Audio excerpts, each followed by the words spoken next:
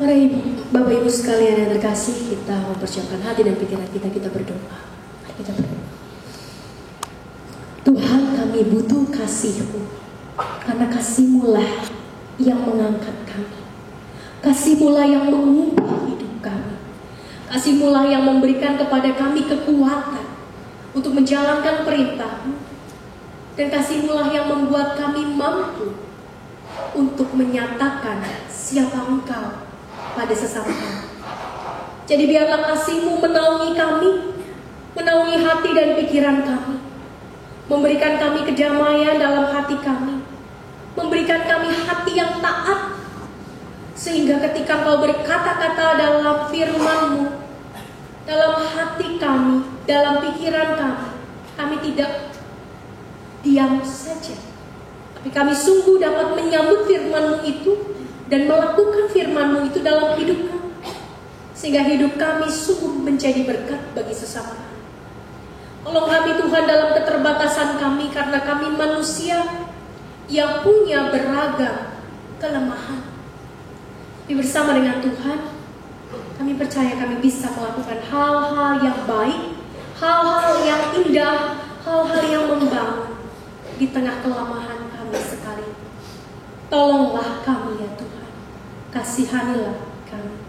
Demi Kristus, Allah yang mengasihi kami, yang kami kasihi, yang pada saat ini bersama-sama dengan kami berada dalam hati dan pikiran kami.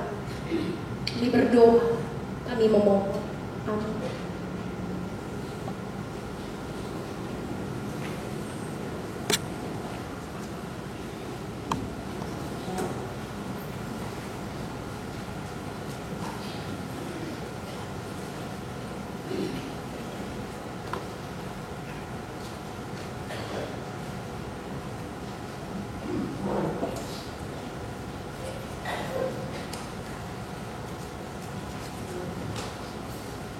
Bacaan kitab Yesaya 50 ayat yang keempat.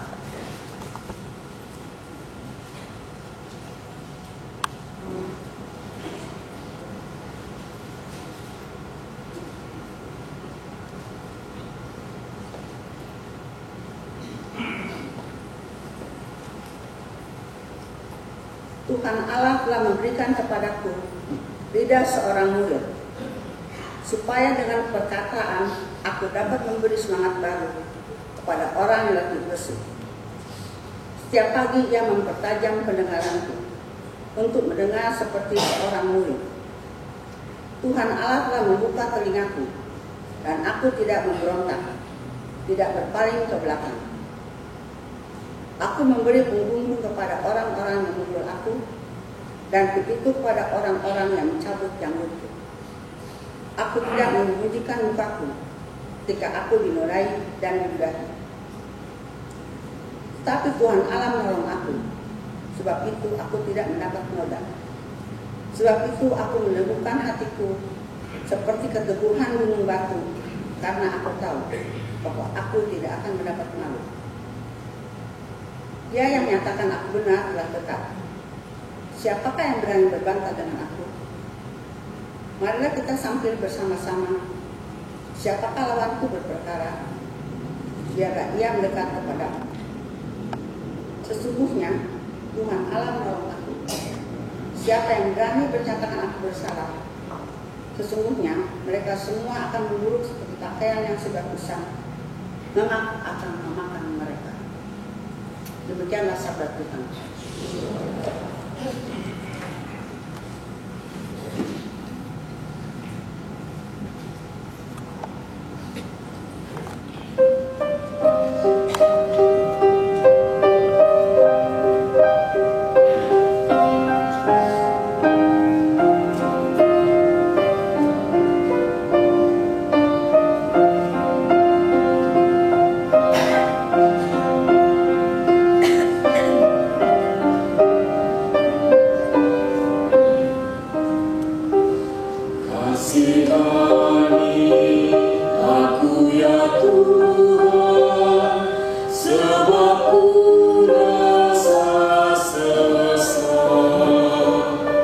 Selamatkanlah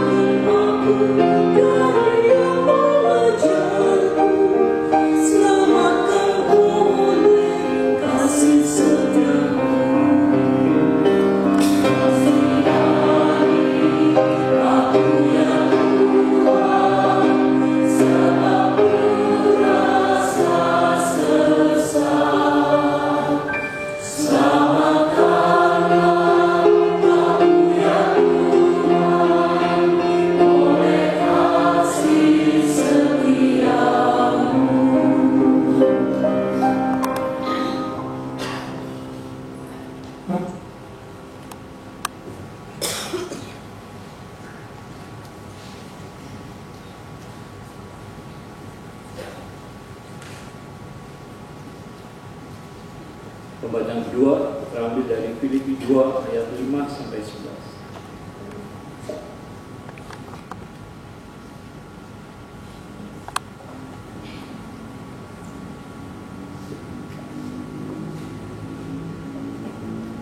Hendaklah kamu dalam hidupmu bersama menaruh pikiran dan perasaan yang terdapat juga dalam Kristus Yesus, yang walaupun dalam rupa Allah tidak menganggap kesetaraan dengan Allah itu sebagai milik yang harus dipertahankan, melainkan telah mengosongkan dirinya sendiri dan mengambil rupa seorang hamba dan menjadi sama dengan manusia, dan dalam keadaan sebagai manusia ia telah merendahkan dirinya dan taat sampai mati, bahkan sampai mati di kayu salib.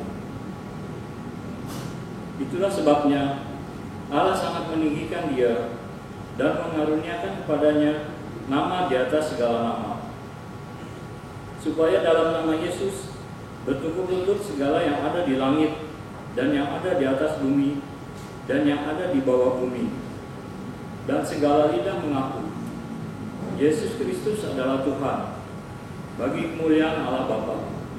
Demikianlah sabda Tuhan. Inilah Injil Yesus Kristus menurut Matius 27 ayat 11 sampai 50. Lalu Yesus dihadapkan kepada wali negeri, dan wali negeri bertanya kepadanya, "Engkaukah raja orang Yahudi?" Jawab Yesus, "Engkau sendiri mengatakan." Tetapi atas tuduhan yang diajukan imam-imam kepala dan tua-tua terhadap dia tidak memberi jawab apapun. Maka kata Pilatus kepadanya, "Tidakkah engkau dengar betapa banyaknya tuduhan saksi-saksi ini terhadap engkau?"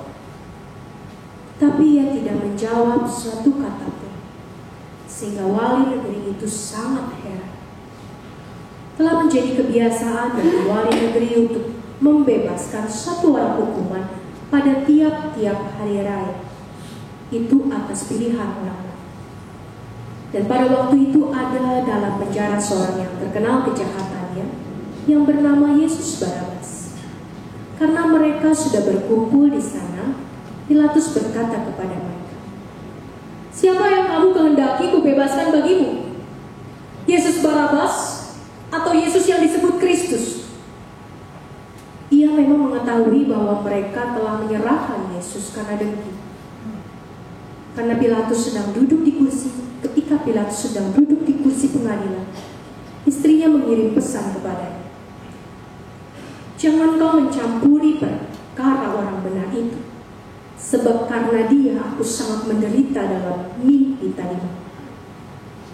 Tetapi oleh hasutan imam-imam kepala dan tua-tua, orang banyak bertekad untuk meminta supaya Barabas dibebaskan dan Yesus dihukum mati. Wali negeri menjawab dan berkata kepada mereka, "Siapa di antara kedua orang itu yang kamu kehendaki kubebaskan bagimu?" Kata mereka, "Barabas." Kata Pilatus kepada mereka, "Jika begitu, apakah yang harus kuperbuat dengan Yesus yang disebut Kristus?" Mereka semua berseru, "Ia harus disalibkan." Katanya, "Tetapi kejahatan apa yang telah dilakukannya?" Namun mereka semakin keras berteriak, "Ia harus disalibkan." Ketika Pilatus melihat bahwa segala usaha dan akan sia-sia, malah sudah mulai timbul kekacauan, ia mengambil air dan membasuh tangannya di hadapan orang banyak dan berkata, "Aku tidak bersalah terhadap darah orang ini. Itu untuk urusan kamu sendiri." Dan seluruh rakyat itu menjawab, "Biarlah darahnya ditangguhkan atas kami dan atas anak-anak kami." Lalu ia membebaskan Barabas bagi mereka. Tetapi Yesus disesahnya lalu diserahkannya untuk disalibkan. Kemudian serdadu-serdadu wali negeri membawa Yesus ke gedung pengadilan, lalu memanggil seluruh pasukan berkumpul sekeliling Yesus. Mereka menanggalkan pakaiannya dan mengenakan jubah ungu padanya. Mereka menganyam sebuah mahkota duri dan menaruhnya di atas kepala, lalu memberikan dia sebatang bulu di tangan kanan. Kemudian mereka berlutut di hadapannya dan mengolok-olok dia. Katanya, "Salam, hai Raja orang Yahudi." Mereka meludahinya dan mengambil bulu itu dan memukulkannya ke kepala. Sesudah mengolok-olok dia, mereka menanggalkan jubahnya, jubah itu daripadanya, dan mengenakan pula pakaian kepadanya. Kemudian mereka membawa dia keluar untuk disalibkan. Ketika mereka berjalan keluar kota, mereka berjumpa dengan seorang dari Kirene yang bernama Simon. Orang itu mereka paksa untuk memikul salib Yesus. Maka sampailah mereka di suatu tempat bernama Golgota, artinya tempat tengkorak. Lalu mereka memberi dia minum anggur bercampur empedu. Setelah dia mengecapnya, ia tidak mau meminum. Sesudah menyalibkan dia, mereka membagi-bagikan pakaiannya dengan membuang undi. Lalu mereka duduk di situ menjaga dia. Dan di atas kepalanya terpasang tulisan yang menyebut alasan mengapa ia dihukum. Inilah Yesus, Raja orang Yahudi. Bersama dengan dia disalibkan dua orang penyamun, seorang di sebelah kanan dan seorang di sebelah kiri. Orang-orang yang lewat di sana menghujat dia dan sambil menggelengkan kepala mereka berkata, "Hai engkau yang mau merubuhkan bait suci dan mau membangunnya kembali dalam 3 hari, selamatkanlah dirimu jika engkau anak Allah, turunlah dari salib itu." Demikian juga imam-imam kepala bersama ahli-ahli Taurat dan tua-tua mengolok-olokkan dia, dan mereka berkata, "Orang lain ia selamatkan, tetapi dirinya sendiri tidak dapat ia selamatkan. Ia Raja Israel. Baiklah ia turun dari salib itu dan kami akan percaya kepadanya. Ia menaruh harapannya pada Allah. Baiklah Allah menyelamatkan dia, jikalau Allah berkenan kepadanya. Karena ia telah berkata, aku adalah anak Allah." Bahkan penyamun-penyamun yang disalibkan bersama-sama dengan dia mencemplanya demikian juga. Mulai dari jam 12 ke 8 meliputi seluruh daerah itu sampai jam 3. Kira-kira jam 3 berserulah Yesus dengan suara nyaring, "Eli, Eli, lama sabachthani." Artinya, "Allahku, Allahku, mengapa engkau meninggalkan aku?" Mendengar itu beberapa orang yang berdiri di situ berkata, "Ia memanggil Elia." Dan segeralah datang seorang dari mereka yang mengambil bunga karat, mencelupkannya ke dalam anggur asam, lalu mencucukkannya pada sebatang bulu dan memberi Yesus minum. Tapi orang-orang lain berkata, "Jangan, baiklah kita lihat apakah Elia datang untuk menyelamatkan dia." Yesus berseru pula dengan suara nyaring lalu menyerahkan nyawanya. Dan lihatlah tabir bait suci terbelah 2 dari atas sampai ke bawah. Dan terjadilah gempa bumi, dan bukit-bukit batu terbelah, dan kuburan-kuburan terbuka, dan banyak orang kudus yang telah meninggal bangkit.